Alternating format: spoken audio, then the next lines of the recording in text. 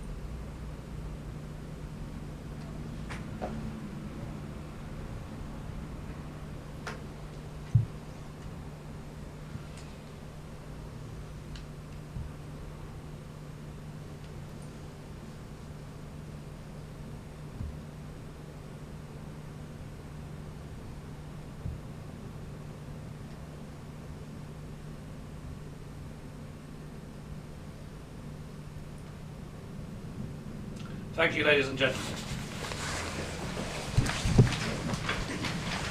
We will now have a short piece from everybody up here, and then go on to questions. So if we can start with Ian Gay. I'll move the mics to make it easier.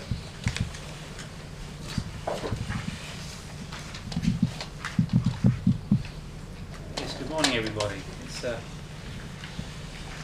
I'm not exactly accustomed to doing things like this, but sometimes things like this need to be said, and the death of Sally Clark is something which is instigated, I'm sure, this foundation kicking off today. But there are many issues here, of course. I just want to touch on a couple of them which I can speak about with certain authority, because you may or may not all know that I've been a victim of a miscarriage of justice myself and my wife. Now, we've gone through 2 trials, an appeal, and spent time in prison because of what's happened to us in the British justice system. And there have been mistakes that have been made that made us go through that process. It shouldn't happen to other people. And if there's anything we can do, anything we can say or help with to stop it happening to other people, then we're here to do that. We'll be here in the future to make sure things don't happen. Now, our case was based on very complex medical issues, and in fact one of the experts involved in our trials said that it was the most complicated case he had ever seen in his many years of career. Now, his opinion, and the opinion of all the experts in our cases, was put in front of a jury of 12 men and women of the public, and they had to understand this very complicated science. And you can understand why experts, when they say things and they are believed by people, but they can hide facts by saying things which they know are true, and that is something which is wrong.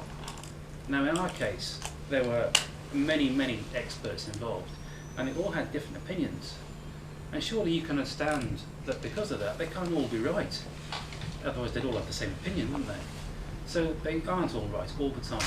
People need to know that.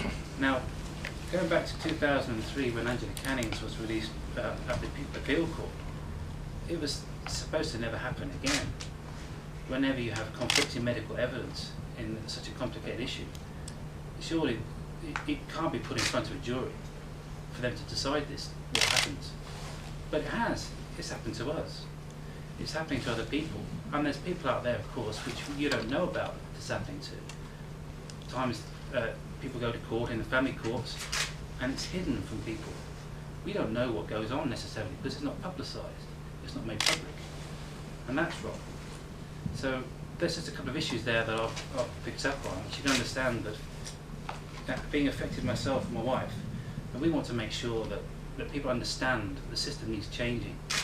And how that changes, we perhaps haven't got all the answers to those questions. But I think that we ought to start thinking and start listening to people who have things to say about it. Really, that's all I need to say right now, but there's plenty more opinion coming up in a minute. Well, thank you, Ian. And Angela. guess just picking up on where Ian left off, people would probably ask, well, what's the answer? What can change? We do need expert opinion in courts, but for example, in our own case, and also in Marianne's, the treating doctor was an expert witness. And I think that's absolutely absurd, because a treating doctor is a witness of fact, not an expert. And his opinion should be isolated to the factual evidence, not an expert opinion. And there are lots of things we can change in that area. And it's not going to happen overnight, but we need to start trying to make a change.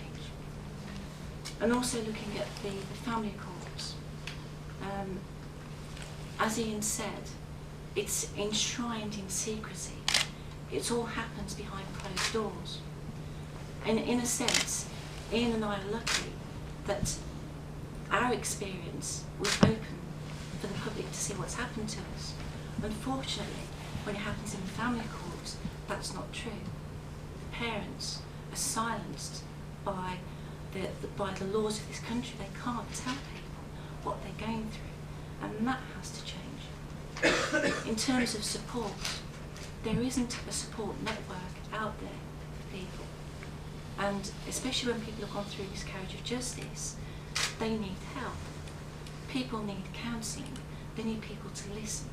Some people need financial support, because if you have a loved one in prison, you have to go and visit them, you want to make phone calls, you want to send money in just to make their life a little bit easier.